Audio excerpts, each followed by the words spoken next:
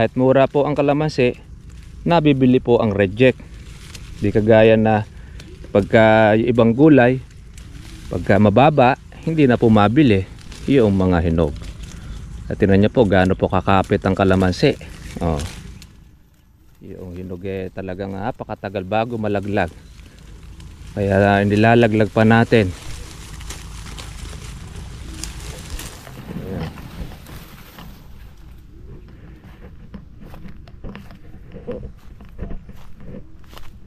Kaya doon po sa ate pong nagbabas ukol doon sa pataba na amin pong ginagamit, kung kayo po ay naiinggit, pwede naman po ninyong subukan, pwede nyo pong gamitin.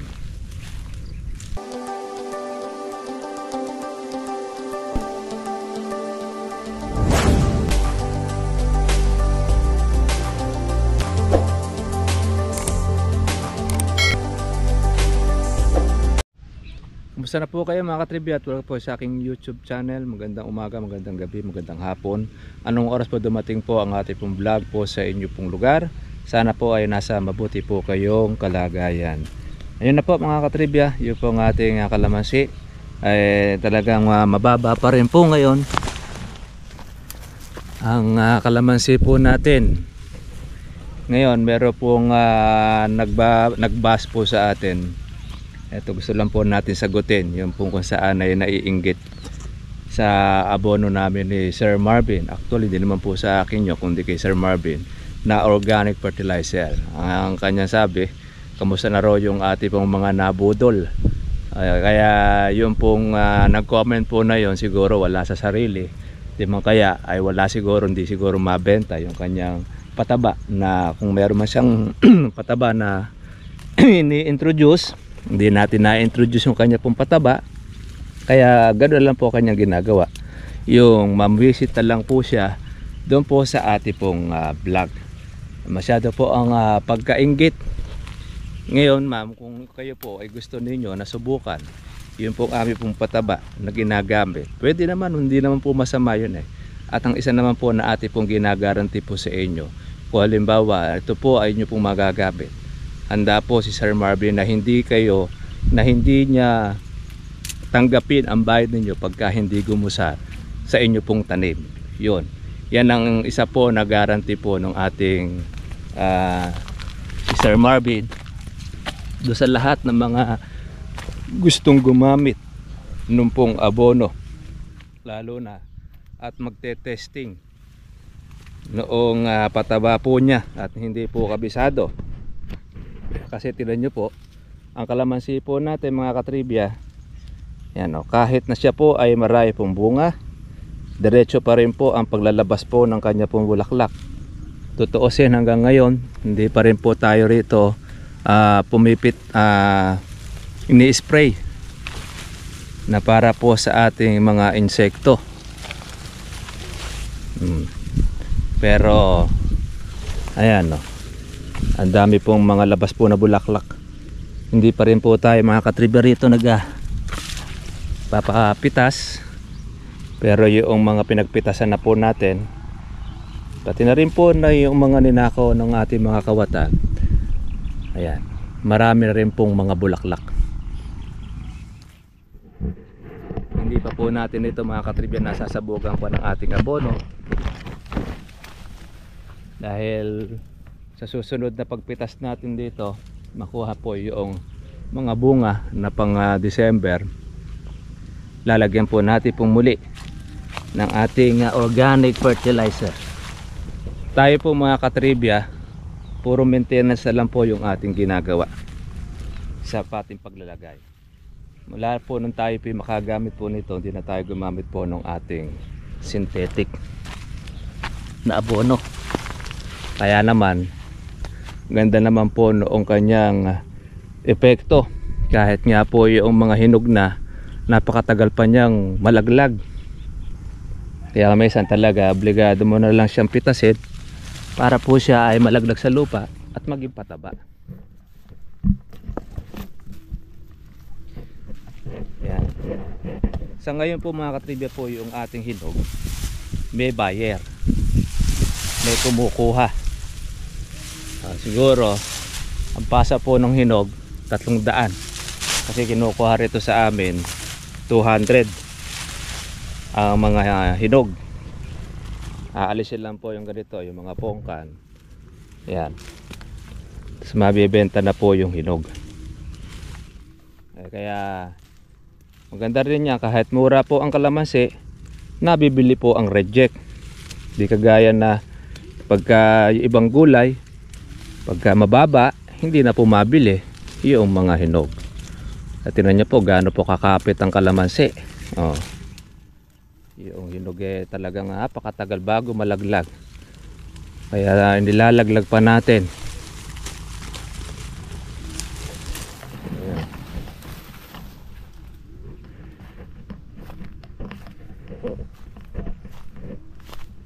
Kaya doon po sa ate pong nagbabas ukol doon sa pataba na amin pong ginagamit, kung kayo po ay naiinggit, pwede naman po ninyong subukan, pwede nyo pong gamitin.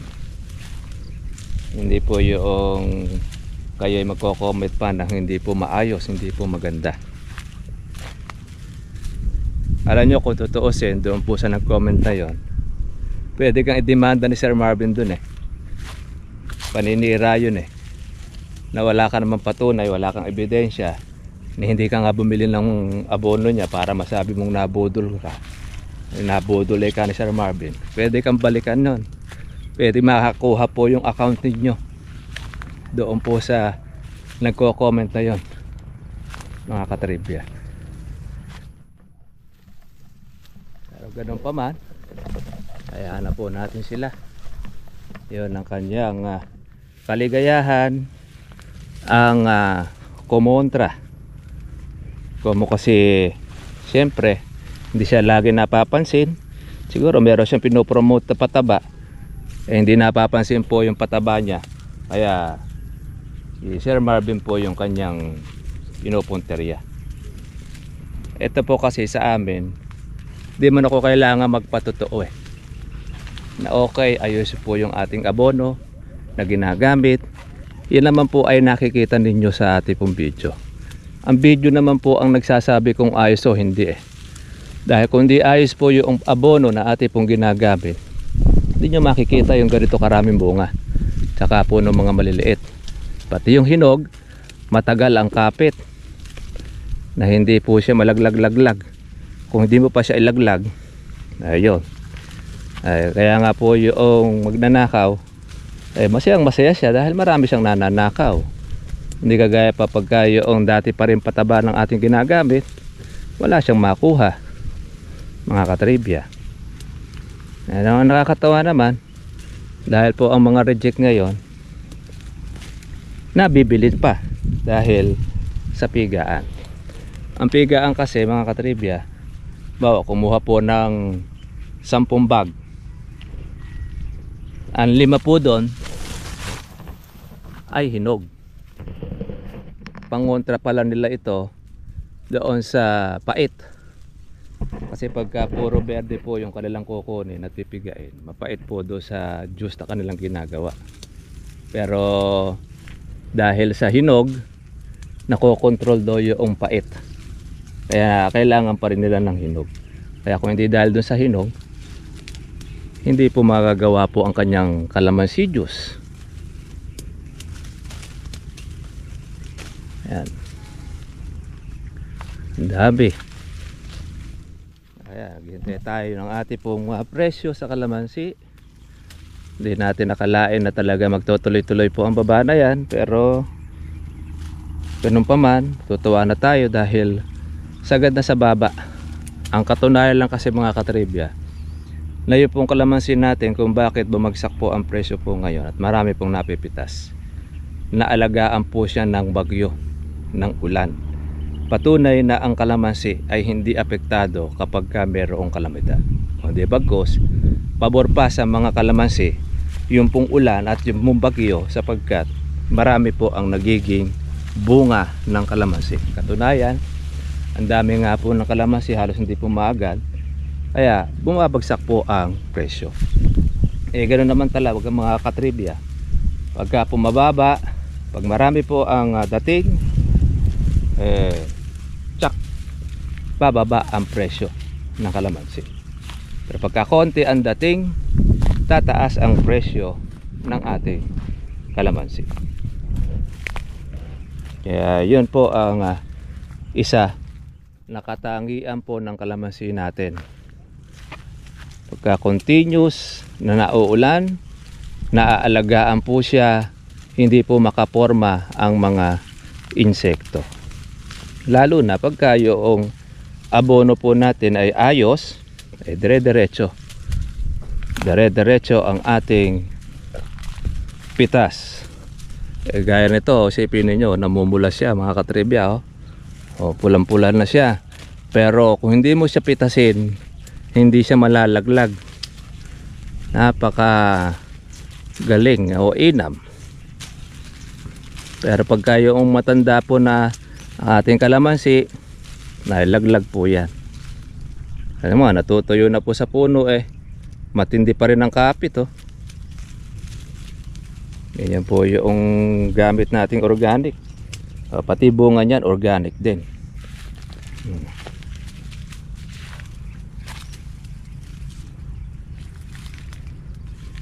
Marami na rin po yung ating hinog. Ang makukuha na lang po natin berde ito, yan yung mga alanganin na lumalaki na, yan na po ang magiging berde nya. Pero yung talagang hinog natin, ito siya, iba nga natutuyo na sa puno yung ating hinog. Pakikinabangan din naman ito, hindi naman po siya masasayang, dahil yan naman po ay ating ipinamamahagi sa mga walang kalamansi. Ayan. Kaya pagka tayo nagpapitas, yung po mga reject, mga hinog, yan ay naibibigay natin sa mga gusto, yung mga nangangailangan. Pero dito, sawa-sawa po kami rito sa hinog, sawa kami sa kalamansi, kaya dito nilalaglag na lang po namin dahil marami bunga. Pero doon sa mga walang tanim na kalamansi, ay nako, ay talagang ginto sa kanila dyan. Meron na tayong extra pataba ang ating kalamansi. Ang ganda pa rin naman po nung dahon natin. Isipin niyo, matagal na tayong hindi po naglalagay ng abono rito sa ating kalamansian, pero ang dami pa po niyang bunga, marami pa po siyang hinog. Tagal niya bago malaglag.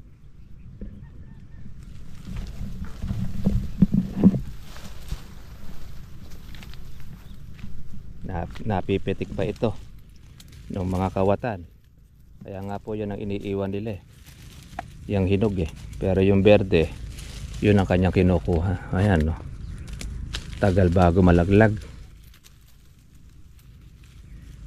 Sigurado ito mga katribya, pag po ito mapipitas, matatanggal na natin ang bunga niya at malalagyan po natin siya ng ating pataba. Asahan natin niya, pag tubig nito, lintik ang bulaklak niya. Sigurado lahat lalabasan ito. Dahil panahon na po ngayon ng pagpapabulaklak. Como kasi ngayon marami po ang mag-aalaga ng kalamansi, tagmura, tsak yung iba dyan ay talagang mapitas na lang yung bunga, kahit sa mababa ibibigay na, para meron po siyang pang gamit na pang alaga, pambili ng pataba, pambili ng gamot, pang spray. Yan, kaya babagsak po ang kalamansi. Kaya kahit na maliliit ay kanila pong pinipitas, maging pera na lang para meron siyang pambili ng gamot. Kasi ang kalamansi, pagka ito hindi mo siya inalagaan, hindi siya magbubunga ng marami, mga katribya. Kaya naman ito ay nagtuloy ang bunga, naalagaan po siya ng ating ulan. Kaya sa tag-ulan mga katribya, mura ang kalamansi kasi nauulan siya. yung mga insekto, hindi po siya makaporma. Pero ngayon, pagsapit po nitong tag-araw na hindi po umulan, ang pumuporma ngayon ang mga putakte. Yung mga putakte na yan, mga flies, mga sari-sari pong mga insekto, yan ngayon ang maninira sa ating kalamansi. Yo, gaya nito. Ito, reject na ito, mapapansin niyo napakarami po niyang tusok. Yan ngayon ang tinutusok ng putakte. Pagka hindi po pitasin, di mo pinitas, yung mga insekto po ang tutusok, ang manginginain. Kaya nagkakaroon siya ng marami pong reject dahil po dyan sa pagka sobra na siya doon sa pitasin. Sabihin pagtukol na. Kaya yun pong mga berde, ito pag ito ay medyo gumulong na rin ng konti, ay tutusukin na rin po siya ng mga insekto. Hindi pa po siya makapaglabas ng marami pong bulaklak mga katribe dahil marami pa tayong bunga. Kayaan ay nakuha na, tsaka pa lang tayo lalabasan na po ang maraming bulaklak. Pero ganun pa man, meron pa rin pong mga bulaklak talaga na hindi po mapigilan, labas pa rin siya ng labas. Ayan, hindi pa natin ito na-spray marami na rin po siyang bulaklak.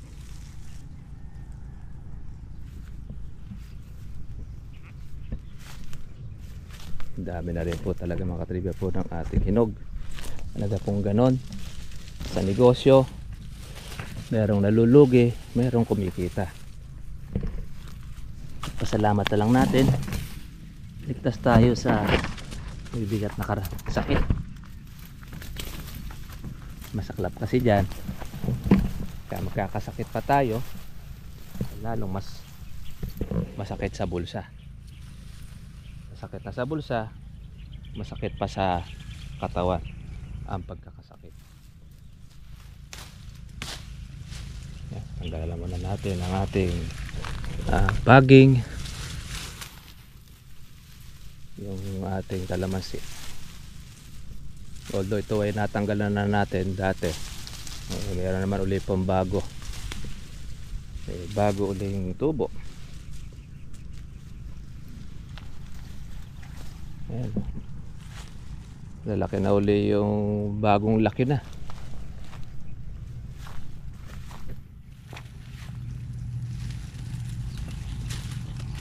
Pag mababa ang kalamansi minsan na yung magnanakaw dumadalang din ang pagnanakaw. Pero kahit mababa, kahit mataas, lalo pag mataas, tuloy-tuloy pa rin ang mga magnanakaw. Pero tayong isa nating kaibigan na dun do sa gawin nila, nagpunta na ang magnanakaw dahil nagkakawalaan na raw ang kalamansi sa kanila. Isipin mo, bababa na ang kalamansi 500. Sa bagay, sa mga kawatan, di na pinipili yung kung mababa o hindi. Importante, pero siyang mananakaw. Dala na sila na magnanakaw ngayon. Hindi sila kakain dahil doon na sila nakaasa sa kanilang pagnanakaw.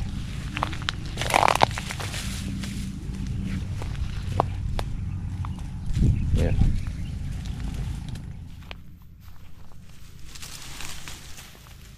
Marami pa naman po itong berde.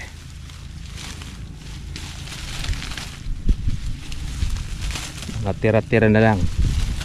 Kaya dun sa mga magnanakaw, congratulations sa inyo. Kayo ang unang naging ka-harvest ng ating kalamansi.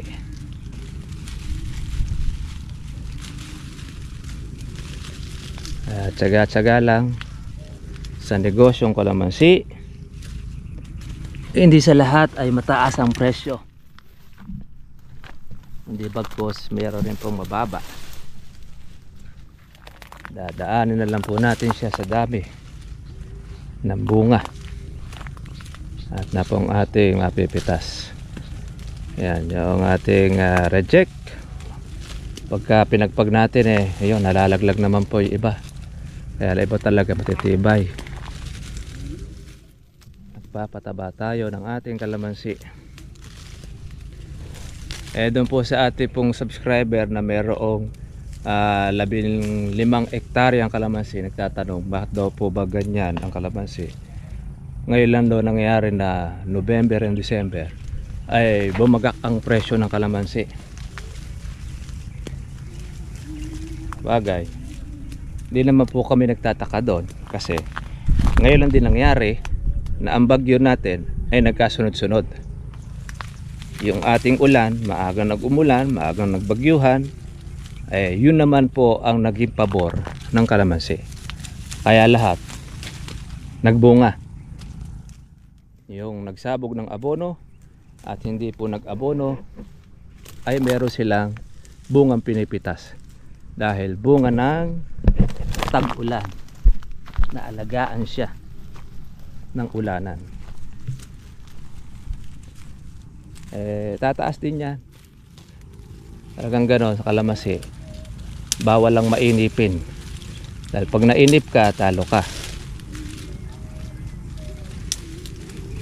Kaya talaga tsaga-tsaga lang. Kasi nangyayari sa amin kasi yan, yung kapitbahay namin, ginaya sila tatay. Sabi niya gagayahin daw nila yung diskarte ni tatay. Pag mataas, tsaka siya magpapapitas ng kalamansi. Noong nakaraang April yon, nangyari yung kalamansi natulog doon sa is. Nag-500 pa nga yung presyo. Medyo tuminag. O mo yung kanyang kalamansi ay medyo may dilaw-dilaw na rin. Aba, nung tumaas ang kalamansi, nag-7. Pinapitas na niya yung kanyang kalamansi. Naubos ang bunga. Nung maubos na ang bunga, kinabukasan, nag-8 na. Araw-araw, daan-daan po ang itinataas ng kalamansi. Balik salita, hanggang sa umabot na po sa 1,000, nag 1,500, nag 2,000. Ngayon, ubos na yung kalamansi niya. Wala nang napitas kasi maaga niyang napapitas. Kami mga katribya, hindi kami kagad nagpitas. Kaya naman katsyempo rin kami na magandang presyo. Kahit sa palagay namin na marami po ang naging reject, pero como marami rin naman po ang naging berde, kaya nagkapera rin po tayo doon. Nung time na yon na mahigit 2,000 ang presyo ng kalamansi ng May, June. Ayan. Kaya pagkatapos naman nun, yun, nagpitasan na. Okay, ang tagal po ng taas ang presyo. Bumaba na lang siya noong August, September, October, November at ngayon niya. Pero mula po noong matapos-tapos ang April, May, June, July, yan po matataas ang presyo ng kalamansi natin. Gano'n po talaga mga katribya. Hindi sa lahat mababa, hindi sa lahat mataas. Mababa, mataas. Ang humahato po ngayon ay ang siling labuyo. Dahil ang siling labuyo yata umaabot na po yata ngayon ng 400 to 500 ang presyo ng labuyo. Kaya lang siyempre nangasira rin po ang labuyo. Gaya na sa amin, nasira na rin po yung labuyo po namin. Namaan na rin po siya ng anthracnose. Kung tutuusin, palagay ko baka nasa binhi na rin yan na mabibili natin. Samantalang nung araw yung anthracnose wala naman yan sa mga native nating mga sili, wala pong sira ang mga sili natin na labuyo. Noon ang kalaban lang po namin sa sili ay yung manok tsaka ibon. Kinakalahati niya. Yung manok naman tinutuka yung bunga, sinisira, kinakain. Pero marami natitira. Ngayon matindi kalaban namin, yung anthracnose. Talagang pagka tumapo sa sa sili mo, lahat ubos yan. Alam, magiging matino. Gano, mga katribya. Kaya po sa mga ka-farmers natin, huwag kayong malungkot. Kung mababa man po ang presyo ng ating kalamansi, talaga pong ganon. Hindi sa lahat po ay jackpot. Meron rin talaga tayo dyan na bagsak presyo. Importante, meron tayong mapipitas na bunga. Tiis-tiis lang. Taasa lang din tayo na umangat ang presyo ng ating kalamansi. Papawi na lang po tayo sa susunod. Ganun naman talaga sa business. Natatalo, mayroong nananalo. Lalo sa kalamansi naman, ay bibihira naman po dyan yung ikaw ay malugi. Ang mga po pwede dyan, yung quits lang. Quits sa ginastos mo, takado sa pagod. Pero sa lugi hindi naman, dahil wala naman tayo maraming ginastos noong tag-ulan, dahil pataba lang naman po ang ating ginastos dyan. Hindi naman tayo nag-spray ng pang insecticide kumpara mo doon sa ating alaga ng tag-araw. Kasi sa tag-araw ay talagang i-spray mo siya para magtuloy ang bunga. Para ngayon, umpisa na po ngayon ang pag-i-spray ng ating mga ka-farmers. Kaya dagdag ang gastos. Marami pa rin pong gastos sa kalamansi. Tapos pati patubig. Lahat pong yan ginagamitan po yan ng salapi. Lalo na sa pagkapatubig, malaki po ginagastos po namin dyan. Kaya sa tag-araw, mahal ang kalamansi, dahil hindi na po lahat dyan ay makapagpapabunga na rin po ng marami. Pagalingan na rin po ng alaga, saka ng abono na ating ginagamit sa tag-araw. Lahat lang po ng mga may patubig ang pwede makapagpabunga.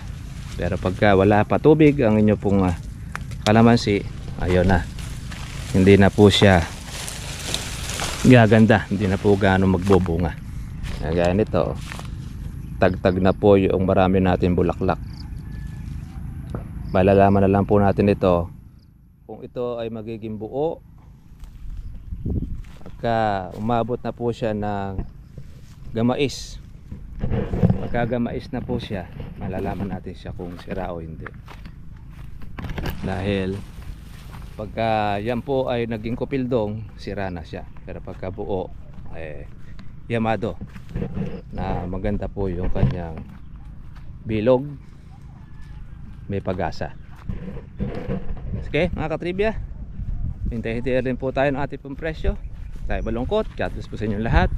Tuloy-tuloy lang ang ating pag-aalaga. God bless po sa inyo lahat. Bye-bye.